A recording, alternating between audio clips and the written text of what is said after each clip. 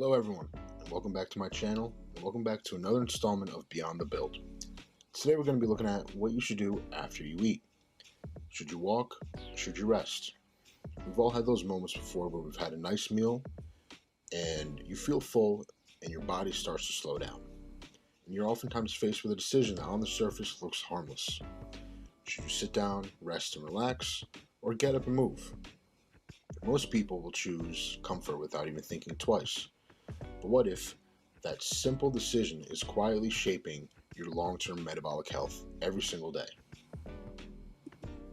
In this breakdown, we're going to cut through the opinion and look what the actual science says about your movement and eating. Not theory, we're not looking at trends, we're looking at real human trials that are pulled together in a full systematic review and meta-analysis looking at how exercise before and or after meals affects blood sugar control.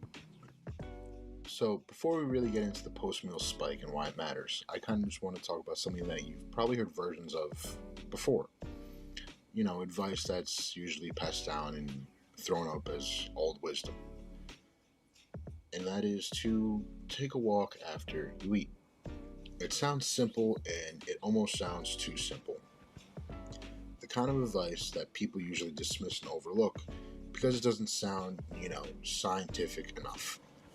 But the real question is whether or not that tradition actually stumbled onto something that modern science confirms and agrees with. So let's break down what actually happens inside your body. Every time you eat, your blood glucose rises as carbohydrates are broken down and absorbed. And that rise, that's not the problem. The problem, again, isn't the rise. It's how high it spikes, how often that it happens, and how effectively and efficiently your body is able to bring it back down. When those spikes are excessive and repeated, the condition is called postprandial hyperglycemia. It's a technical term for something simple: blood sugar staying too high after your meals. And what are the causes? As we see here, with type 2 diabetes, the body struggles to move glucose out of the bloodstream and into cells efficiently. High carbohydrate meals, large amounts of carbs, especially low fiber, high sugar foods which drive rapid spikes in blood sugar. And insulin resistance or deficiency, either not enough insulin is being produced or the body doesn't respond to it properly, impairing blood sugar control after you're done eating. So let's break down over time. The pattern is strongly linked to things such as insulin resistance, type 2 diabetes risk, cardiovascular strain, and chronic low-grade inflammation. So the goal isn't just to avoid the rises, it's to control the curve. And that's where movement and walking after eating can come into play. And over time, the pattern is strongly linked to things such as insulin resistance, type 2 diabetes risk. So what does the data actually say? What is the scientific verdict that we have here? Well, researchers combined data from multiple different randomized controlled trials comparing exercise before meals, after meals, and even trials without any exercise at all, just to try and see which helps flatten the curve most effectively. So looking at these next couple slides, we're going to be taking a look at how the data suggests that post-meal activity actually is the most beneficial. Right here we have post-meal versus no exercise at all. And looking at all the data in general, a clear pattern is showing up, which is that exercise after helps the most. Exercise after eating consistently has been able to lower post-meal blood sugar, especially when you're comparing it to not doing any exercise at all. The next one we're going to be looking at is how it even outperforms exercising before a meal when it comes to blunting glucose spike from the food that you just consumed. Here we have pre-meal exercise, and obviously it still has its own benefits when it comes to general fitness, metabolism, and energy expenditure. But when it comes specifically to controlling the spike that we're discussing from your next meal, the evidence shows it doesn't significantly move the needle. The body simply isn't dealing with the incoming glucose yet, so the timing just misses the mark. And here we have the head-to-head comparison from post-meal versus pre-meal exercise. And everything here tells you exactly that post-meal is the clear winner and which is the most beneficial. Now, here's where it gets even more interesting. Timing is everything, and it's something that we need to look into of when to start your walk. So obviously we came to the conclusion that doing it after your meal is the most beneficial. But how soon after? Well, again, researchers compared timing more precisely in this topic, and they found a clear sweet spot, quote unquote. And they determined that the closer that you move and do this exercise after your meal, the stronger impact that you have. So now, what is this sweet spot that we were just talking about? Well, the most powerful window appears to be within roughly the first 30 minutes after eating, because that's when glucose is actively entering your bloodstream. And now let's take a look at the biology of it all and how this all actually truthfully works. So why do you want to do this as soon as possible after your meal, within the first 30 minutes or so of eating? Well, think of it like this. After you eat, your blood becomes rich with the incoming fuel. Your muscles are one of the biggest sinks for that fuel. If you activate them early, they act like a sponge, pulling glucose out of the bloodstream and using it for energy. But if you wait too long, that spike already peaks and you lose part of that advantage.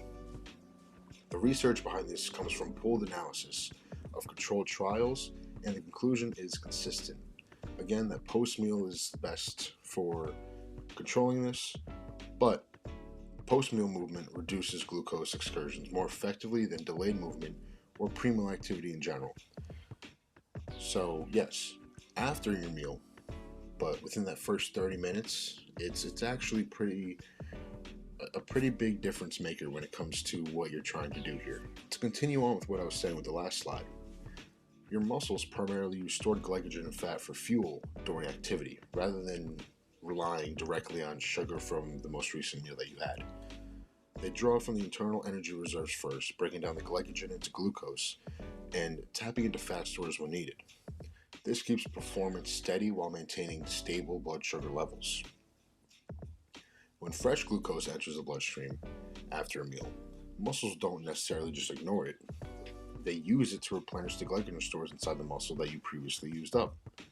This process helps restore the energy reserves while also lowering circulating blood sugar. How do we make a new routine? How do we make this happen? Well, let's talk about it. And one thing that we need to make note of when making this new routine, we know doing it post-meal is the most effective. We know doing it within the first 30 minutes is effective. How long are we supposed to be doing it for? Well, again, looking at what the scientists have came to conclusions with, we're not talking about intense training or structured, really difficult workouts. In most studies, it was actually simple, and it's by just walking around for approximately 20 minutes at a comfortable pace. Again, we're not talking about something that brings extreme levels of exhaustion, nothing performance demanding, just consistent movement after eating at a comfortable pace for 20 minutes. So what is this simple routine? Well, it's a 3-step process. Step 1, finish your meal. Step 2, get up as soon as possible. And then step 3, walk for about 20 minutes. This is actually something that I've been implementing a lot more into my daily routine. Of course, when time allows for it. But I'll finish my meal, and then within the first 5-10 minutes of finish, I'll get up and I'll walk for 10 to 15 minutes, or whatever the time is allowing me for. If I go for longer, obviously better. So when we really just take a step back and look at all the conclusions, it's pretty straightforward. It's not just that exercise matters, as we already know. It's the timing relative to the meals, changing the impact in a very specific way. After eating is where the metabolic leverage is the highest. So going back to what I mentioned before, it's maybe just a different little tweak and a new version of that old wisdom or old advice of just go for a walk after you eat. More precise advice would be something like eat, give your body a moment, and then get up and move. And the reason you do that, again, is because the fuel is still fresh in your bloodstream and your muscles are ready to use it then and there. So the next time you finish a meal, the question really shouldn't be couch or walk. It's whether you want that glucose to sit and circulate or be used the way that your body is designed it to be used. And once you understand that, the decision isn't so small or harmless anymore. Well, thank you guys for watching, and if you enjoyed, please subscribe, leave a like, and if you have any other topic that you'd like for me to dive into and discuss, leave it in the comments down below. Thank you again. Have a blessed day. Well, thank you guys for watching, and if you enjoyed, please subscribe, leave a like, and if you have any other topic that you'd like for me to dive into and discuss, leave it in the comments down below. Thank you again. Have a blessed day.